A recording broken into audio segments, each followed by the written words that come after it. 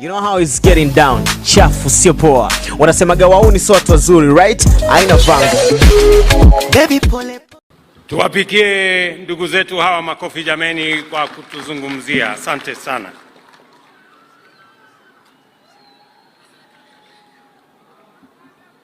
"60 years ago, on a day like this, Kenya took its final step of the freedom struggle to become a sovereign republic.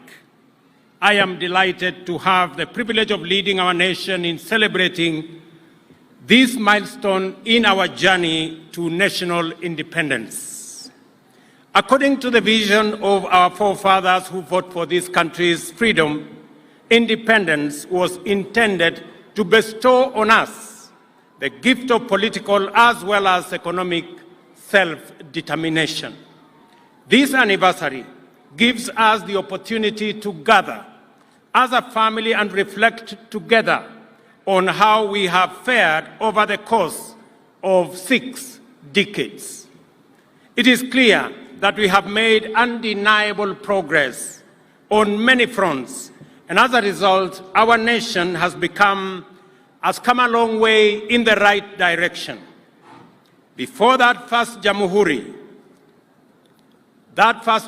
Day, Kenya's sovereignty was exercised by an unelected foreign and colonial power for the benefit of an occupying minority. We have since matured from a single-party state to a competitive, multi-party democracy and a devolved system of governance with robust checks and balances under the Constitution that was ratified by the people of Kenya in the year 2010. Along with the maturity of our democracy, Kenya's institutions of governance have evolved significantly. Parliament, for example, is now, more than ever, an independent, assertive organ of government with its own calendar and its own budget.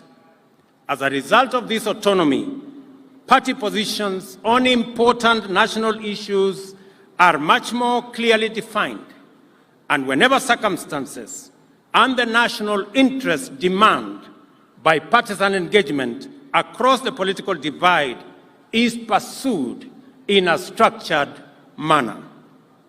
Proposals currently before Parliament on the enhancement of the autonomy of our county assemblies prove that our assemblies at the county level are also making encouraging progress in their maturation into independent watchdogs, policymakers, and representatives of people at our counties. Devolution is growing its roots deeper to connect with the soul and spirit of our nation. We have consistently allocated more resources and made them available on time, and supported measures to further empower county assemblies to become good stewards. Our political culture has also evolved considerably. We are now committed to making sure that at every election, our democratic competition is less about personalities and tribes and more about issues and the national interest. As a result, the last general election, which serves as a very solid beacon of this new direction, reflects the true will and confidence of the people of Kenya in democracy. Without the rule of law, ladies and gentlemen, our democracy falls short of serving us as a people. The judiciary, which is our nation's foremost anchor of the rule of law, continues to grow in its capacity to authoritatively discharge its constitutional mandate and make justice a right of every Kenyan. To provide effective and efficient services to the people, we have enhanced resources available to the judiciary, promoted respect for its independence, and submitted to its authority in order to deepen our credentials as a nation guided by the rule of law. To complete this framework of institutions designed to safeguard and promote constitutionalism and the rule of law, our constitutional commissions and independent officers have evolved to discharge their mandate in accordance with the Constitution and in the most constructive manner in support of good governance. The IEBC, Commission for Revenue Allocation, the Salaries Remuneration Commission, among many, have lived up to their constitutional expectations and Kenyans' aspirations. Today, there is much to celebrate about the strides we have made for the last 6 decades. The democratic credentials of our political culture are solid and our institutional maturity beyond any doubt. Fellow countrymen and women, 60 years ago, we certainly were far from where we are today. The progress we have made is undeniable. Our peers at that time, nations like South Korea, Singapore, and Malaysia, have similarly made immense progress in democratic and institutional maturity. They have, however, made much more economic progress than we, and as a consequence, we are much more advanced today. They are much more advanced today than we are. The point at which we stand today is the culmination of the collective endeavor of our nation's founding generation and those that came after them. The vision, which inspired their struggle and sacrifice, was one of a united, free, democratic, and economically prosperous nation. They fought for true sovereignty, which envisioned political democracy and economic prosperity.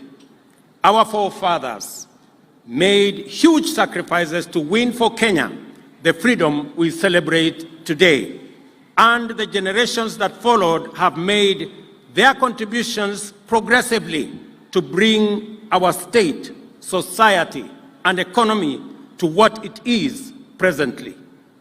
We gather today to express our gratitude, celebrate their legacy, and contemplate our contribution to accelerating future progress. In our democratic and political journey, we have made tremendous sacrifices and progress, from a single party to multi-party, personality and ethnic parochialism to issue-based and national politics, from violence and intolerance discourse to orderly and peaceful elections. However, we have not made as much progress with our economy. Our savings as a percentage of GDP is dismal. The gap between the rich and the poor has not reduced. Many, especially young people, don't have jobs, and our revenues as a percentage of GDP remain low. Our generation must therefore take up the unfinished job of actualizing economic prosperity as our contribution to perfecting Kenya's national sovereignty. We owe this to those who made huge sacrifices to bestow on us a nation of promise. We owe it to one another, to the youth, women, children of Kenya, and to each and every one of us. The responsibility of our generation, beginning with this administration, is to make smart choices and necessary sacrifices, just as our forefathers and those who came after them did. And the choice is to match our economic progress with our democratic and political achievements. This is the assignment we took up on day one, the 13th of September 2022, and which we have been painstakingly undertaking for the past year. Our focus has been firmly about the ways and means to transform our economy, making the right decisions, necessary sacrifices, and smart choices to set Kenya on a path of economic renaissance. This transformation began with all of us, as the people of Kenya, making immense sacrifices and huge contributions together to pull back our country from the brink of debt distress. The greatness and patriotic devotion of the people of Kenya have been on display during the past year. Together, we have made the right choices, sometimes taken very difficult and painful decisions to steer Kenya back from the edge of a catastrophic cliff of debt distress and move our country in a new direction. There is every reason to believe that without serious sacrifices and hard work over the past year, the crises, threats, and challenges in the global economic and geopolitical environment confronting us would have overwhelmed us, as indeed it has many countries. We have had to make our contribution to the struggle for the nation's economic sovereignty. We have had to cut back significantly on expenditure and to defer the implementation of critical development programs to stabilize our economy. The policy measures required to mobilize necessary revenues have been difficult, but they were our only way and means of escape. Though painful, the sacrifices we have made, which would not only make our freedom fighters proud, are also absolutely necessary at a time as this and in situations that we find ourselves, and is the guarantee of our nation's economic stability. Proudly, these sacrifices have paid off. I can now confirm, without fear of any contradiction, that Kenya is safely out of the danger of debt distress and that our economy is on a stable footing. The economic indicators point to good news. Inflation is now 6.8%, down from a high of 9.2% a year ago. In the last 6 months, our GDP has grown at a rate of 5.4%, making Kenya the 29th fastest growing economy in the world, according to the World Bank. There is no question about it. What we have done together, the price we have paid together, and the sacrifices we have made together have rescued our country from an economic catastrophe. After navigating our ways out of the difficult and complicated debt situation, our second action is to accelerate economic progress, which is the cardinal assignment of our generation. Wazalendo wenzangu, our human capital, our innovative, smart-working, professional labor force is probably the single most potent arsenal we have to drive our economic progress. Globally, Kenyans have excelled in semi-skilled, skilled, and professional occupations. Our expenditure on training, learning, and education in general is a most appropriate investment in the development of the human capital necessary in our economic progress.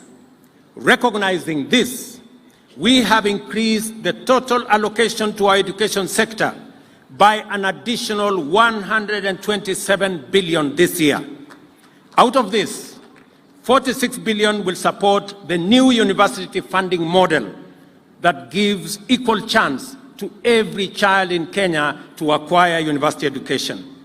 An additional 9 billion to cover our TVET funding model and the hiring of an extra 2,000 tutors necessary for our TVET education.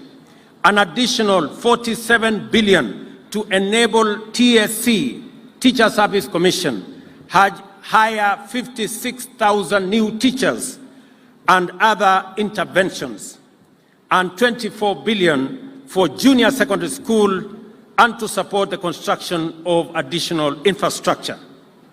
To cover the chronic classroom deficit in the city of Nairobi, we have undertaken to build 3,500 additional classrooms in the city of Nairobi, with the first 1 billion allocated in this year's budget.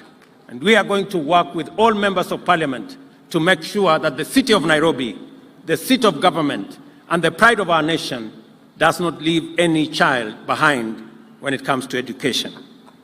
Agriculture, ladies and gentlemen, plays a central and pivotal role in our economy, contributing to food security, supplying raw materials for our agro-processing and value addition and manufacturing, for domestic and market and export markets, creating jobs and also creating wealth. Only specific, targeted, and deliberate interventions will enhance our agricultural productivity and overall production. This began with the registration of farmers, provision of crop-specific fertilizers, reforms in the tea, coffee, sugarcane, and edible oil sector, provisions of mobile dryers, and other interventions underway across the nation so as to reduce the cost of food, which consumes 56% of household incomes, to reduce by half our food import bill, which today stands at Kenya shillings 500 billion, and also to increase our exports. Further, 400 fresh produce markets, including 20 in the city of Nairobi, 47 county aggregation industrial parks, as well as 6 special economic zones, are under various stages of implementation to enhance value addition, agro-processing, and manufacturing, and also to stimulate economic growth in every part of Kenya. Economic productivity and general well-being are significantly hampered by a population that is prone to ill health.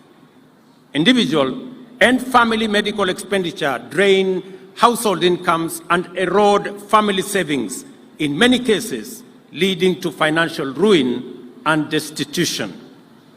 Fellow countrymen, our universal health coverage plan seeks a paradigm shift in the provision of health care from curative to a largely preventive and promotive approach.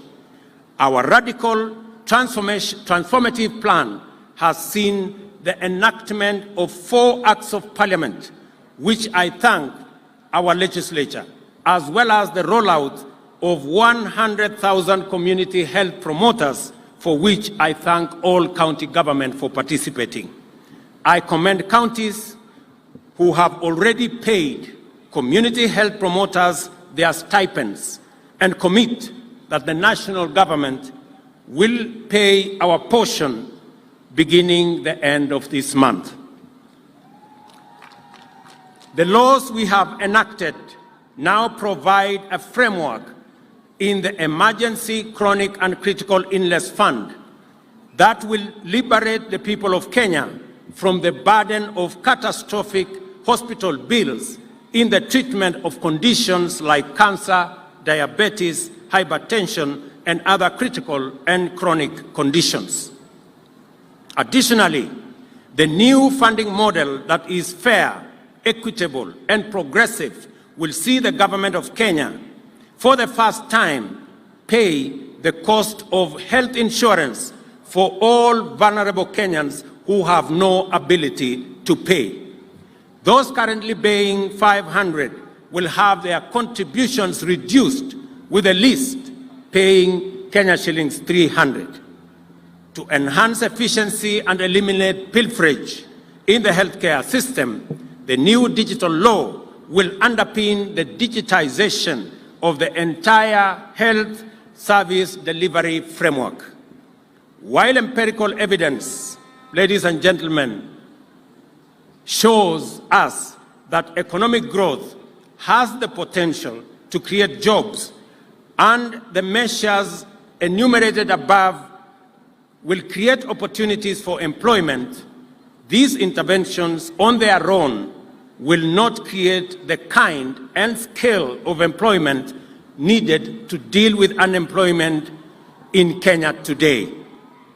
For employment and job creation to be at the scale necessary to make a significant dent on our unemployment status, and deal effectively with prevailing challenges, our interventions must be ambitious and systematic, consistent and intentional, as well as deliberate and progressive.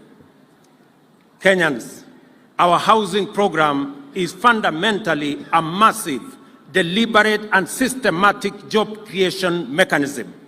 Apart from the thousands of direct employment opportunities in construction and associated services, the housing scheme directly supports the formal and informal manufacturing of materials, fixtures, fittings, and accessories required in construction. Those employed range from architects, engineers, quantity surveyors, site workers, artisans, fabricators, electricians, plumbers, and many more. The housing program is a bottom-up job creator. There are 33 active housing development sites already employing 120,000 people in various parts of the country. Another 31 sites are undergoing evaluation to begin construction next month. Other sites in various stages of design across the country. By next year, the entire country, in our estimation, will be a bustling construction site with housing projects proceeding in every county and every constituency. Our strategic focus is to construct hundreds of thousands of housing units while creating millions of jobs across Kenya. Remember, South Korea, Singapore, and Malaysia undertook these major housing works some 40 years ago, and that is why their economies, among many other factors, are ahead of us. Yesterday, ladies and gentlemen, I signed into law amendments to the National Government County Constituency Development Fund Act, which set out a framework to anchor the development of ICT hubs in each of the 1,450 wards in the country.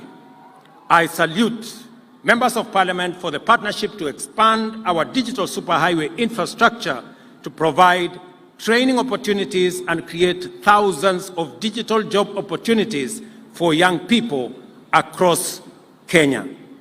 We are also rolling out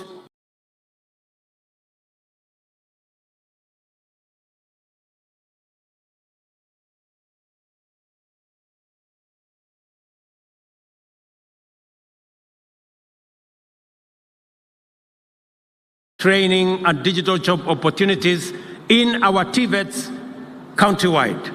Already, 23,000 computers have been distributed, with many students now monetizing their skills online in our TVET institutions. We are also in discussion with county governments to jointly expand vocational training centers to accommodate ICT hub infrastructure so as to enhance the digital jobs footprint across Kenya.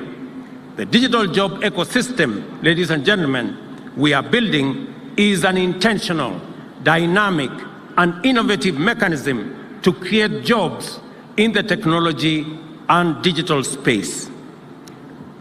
We have dedicated specific attention to infrastructure development to promote connectivity through a nationwide network of transport and communication infrastructure, actualize the constitutional right to clean and safe water in adequate quantities as enshrined in the Article 43 of the Constitution, and connect all Kenyans to electricity across the country. On Jamhuri Day last year, I announced a grand plan to transform Kenyan sports and creatives into a significant industry to expand livelihoods opportunities for our youth through the government flagship Talanta Hela initiative, which we officially unveiled in June this year. Our sportsmen and women continue to make our country proud with their conquest far and wide. Our women volleyball, and men's rugby teams have qualified for the Paris Olympics in 2024. Our athletes continue to excel at various global events, as is well exemplified by the shining performance in the long and middle distance races. Today, I have conferred upon our world-beating athlete, Faith Kipyegon, the rank and status of Elder of the Order of the Golden Heart, the highest honor our country awards its citizens who illuminate the path of excellence. She has earned her place at the very top, from running barefoot to breaking 2 world records within a year, is the ultimate stage of heroism. Faith's journey is an inspiration to all our young and aspiring athletes. I equally salute Ferdinando Manyala, Mary Moraa, Kevin Kiptum, Emmanuel Wanyonyi, Faith Cherotich, who have also registered their presence in the world stage, and they too will be fitted. This administration has also taken deliberate steps to build and invest in the creative economy. First, the famous Grammy Awards have a partnership with us, and starting January, the Innovation Studios of Hollywood have agreed to begin of curriculum education-sponsored coding program in primary and secondary schools to reach 4 million learners. The partnership will also train 42,000 teachers. I have good news for our creatives and those who imagine and produce content through Facebook and Instagram. Just yesterday, Meta committed to helping creators in Kenya earn money for crafting original content. Following a pilot program with eligible creators in the country, Meta will be expanding monetization opportunities and allowing more creators to earn a living doing what they love. Kenya possesses impressive credentials as a source of highly professional human capital, with highly educated, trained, skilled, and dynamic young people. We have systematically and intentionally negotiated separate bilateral agreements with countries in the Middle East, Europe, and the Americas to connect our skilled workforce with opportunities globally. This will provide exposure to thousands of Kenyans to work in international organizations, engage in global assignments, and monetize their skills and talents as they enhance their incomes and personal development. Millions of Kenyans already working abroad have been great ambassadors for our country and have made huge contributions through their remittances to the development of Kenya. Ndugu wa Kenya, Kenya remains committed to driving climate action, and I am proud that we can play a significant role shaping the climate agenda on the continent. We have demonstrated leadership which has been recognized both on the continent and beyond, and we must continue to play our part both domestically and on the global stage.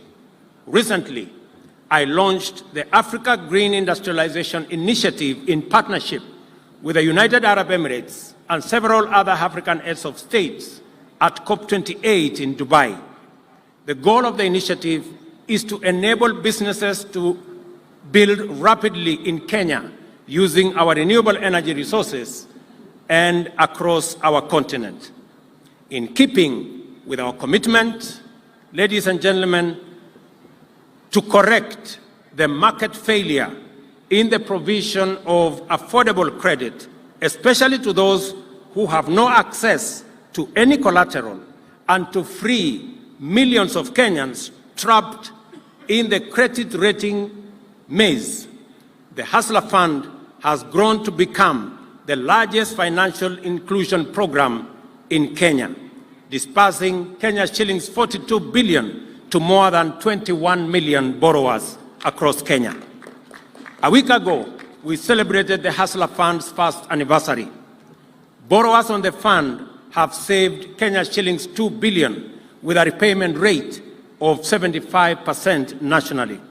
As promised, we have already enhanced credit limits for over 1.2 million borrowers and spent 500 million to match long-term savings on a ratio of Kenya shillings 1 for every Kenya shillings 2 saved.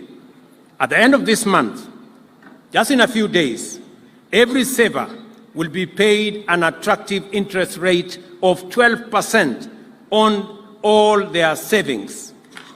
Over 7.7 million people are regular borrowers on the Hustler Fund platform. The fund will be enhanced from next month with specific financial products to provide additional enterprise and business facilities for existing Mama Mboga and Boda Boda SACCOs across Kenya.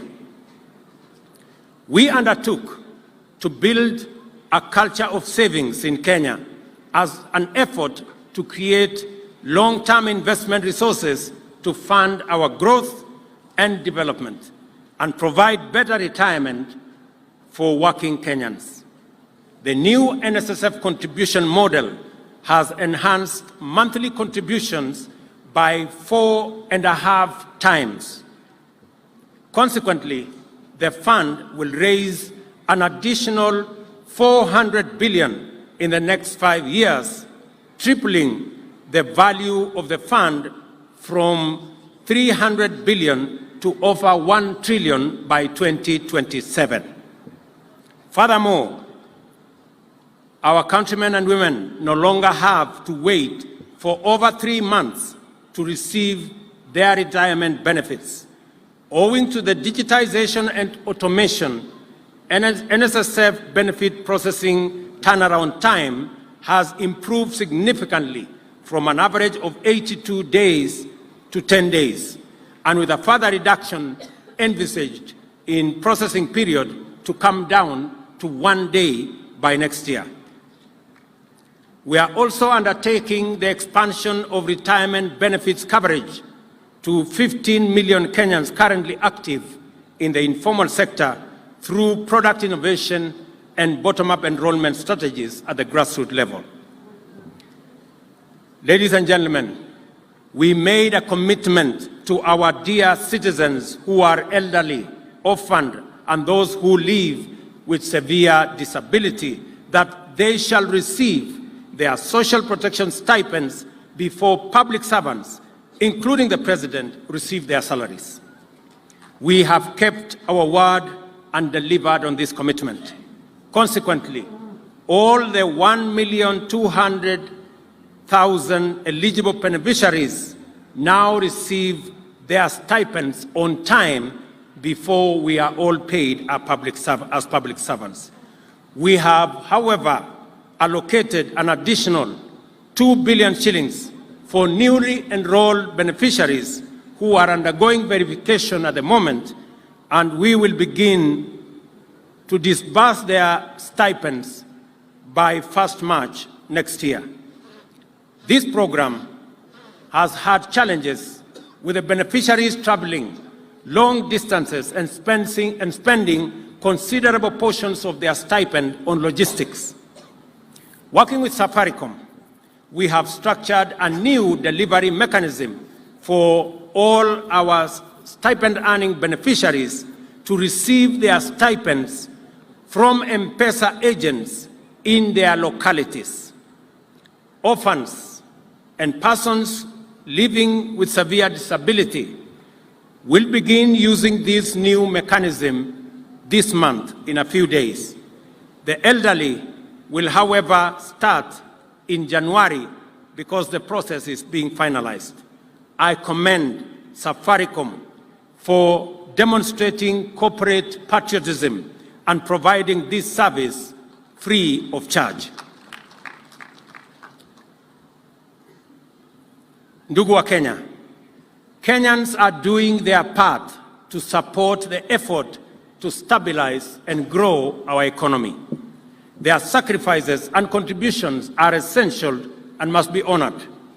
We are therefore taking strong measures to ensure that all public resources are administered transparently, efficiently, and in a secure manner.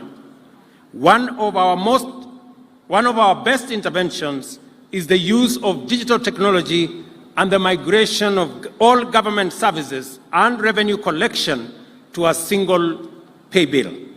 Since this measure was implemented, we have witnessed a significant rise in total revenues collected.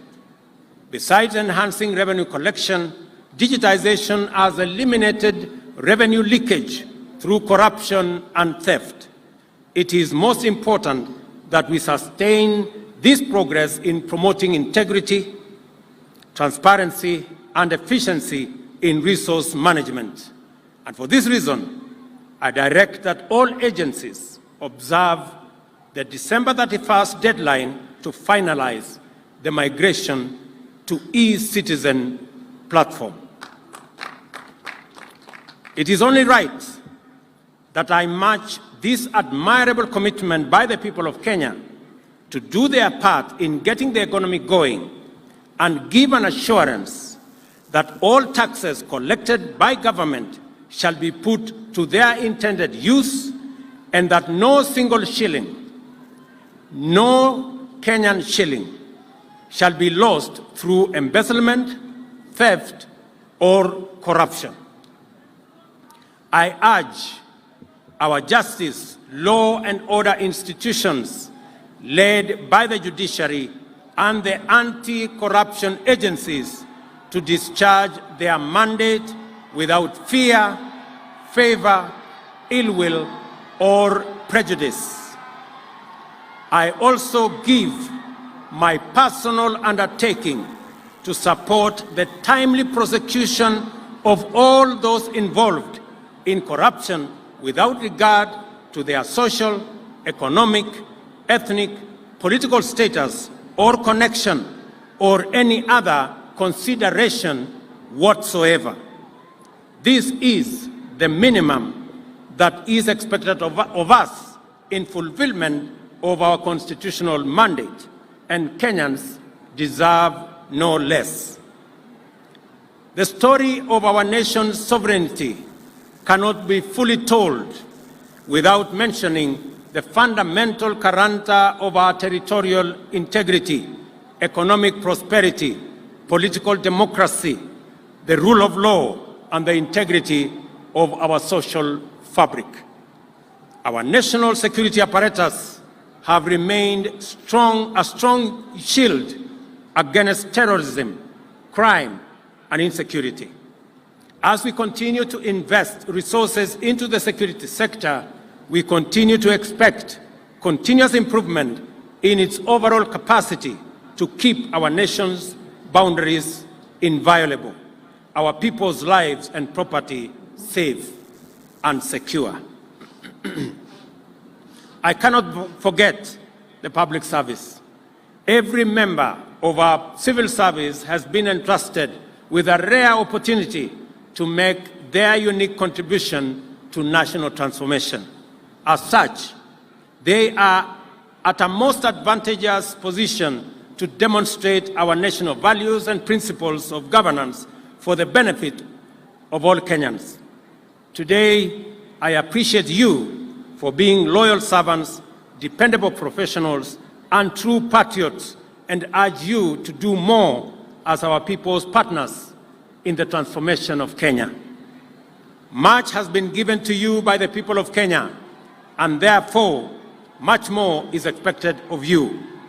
On behalf of the people, I shall hold you to the highest standards of efficiency, effectiveness, transparency, and accountability in serving our nation.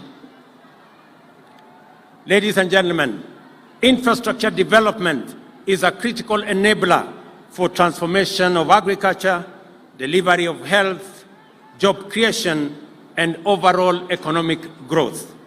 As a result, our investment in road and rail network, electricity generation and connection, and water harvesting, storage, and reticulation continue to be a critical component of our development strategy. A comprehensive multi-year plan is progressively being implemented to support the overall socio-economic development of the country. Our world, ladies and gentlemen, our world and the good in it belongs to those who are not shy to embrace globalization. Kenyans have shown time and again that we are not afraid of the world beyond our borders. We venture abroad fearlessly and warmly welcome our visitors from near and far. This is not by accident. The scientific history account of early humanity is told by various archaeological sites in our country. In short, we are the first home of all humanity, and we joyfully embrace our ancestral task of welcoming humanity home. That Kenya is the home of humanity is a scientific fact that fills us with pride and underscores our rich heritage. It is with great pleasure, as President of this extraordinary country, to make a historic announcement of the decision of the government of Kenya. Beginning January 2024, Kenya will be a visa-free country. It shall no longer be necessary for any person from any corner of the globe to carry the burden of applying for a visa to come to Kenya. To echo the call of the Turkana people to the world, Tobongu Lore, a simple message to humanity: welcome home. This is why the government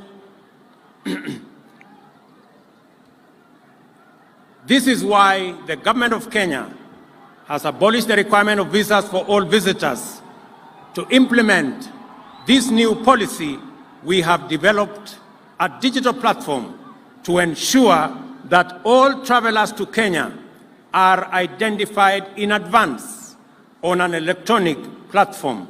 Consequently, all travelers will obtain electronic travel authorization as they come to Kenya. Ladies and gentlemen, I have set out an account clearly showing that although much remains to be done to bring economic progress up to the level of our political maturity and to transform our economy to the ranks of our historical peers globally, we nevertheless have real cause to celebrate the contributions made by each one of us to the collective national endeavor in keeping with the aspirations of the brave and indomitable patriots who set us on this path to national glory. We must now go forth with greater resolve, inspired by the heroic achievements of those who came before us, affirmed by the confidence that our work matters for increasing our heritage and glory, encouraged by the progress we are making, and determined to accomplish our generation's solemn obligation to make this nation a true Jamhuri of people, free, prosperous, secure, and democratic. Ladies and gentlemen, I conclude by thanking all Kenyans, Wakenya wote walioshiriki pamoja na sisi kuhakikisha ya kwamba muda mgumu ambao tumekuwa nayo, sote tumeungana, tumeshirikiana na kila mtu amefanya sehemu yake kuhakikisha kwamba Kenya inasonga mbele. Pia vile nimetangaza hapa, wale wazee watu wanaoishi na ulemavu, na pia wale watoto wetu ambao ni orphans. Tumesema ya kwamba wamekuwa wakihangaika siku nyingi kwenda kutafuta pesa ya cash transfer. Sasa tumebadilisha sera na pesa zao za cash transfer itapatikana katika kijiji yao. Hawatasafiri tena ama kuhangaika kusafiri safari mrefu kutafuta stipends zao.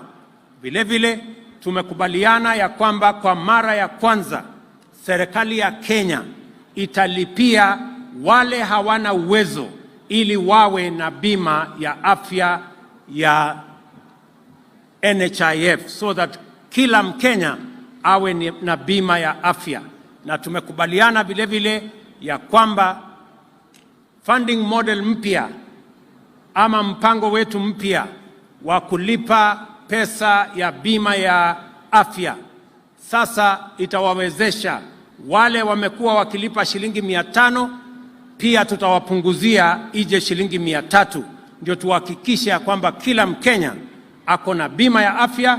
Na hakuna Mkenya tena, vile nimesema hapa, hakuna Mkenya tena akiwa na ugonjwa wa saratani ama kansa ama diabetes ambaye atauza mali yake ili aweze kulipia gharama ya hospitali, kwa sababu sasa tuko na hazina maalum ambayo itashughulikia Wakenya wote ambao wako na magonjwa ambayo ni chronic kama vile kansa ama saratani.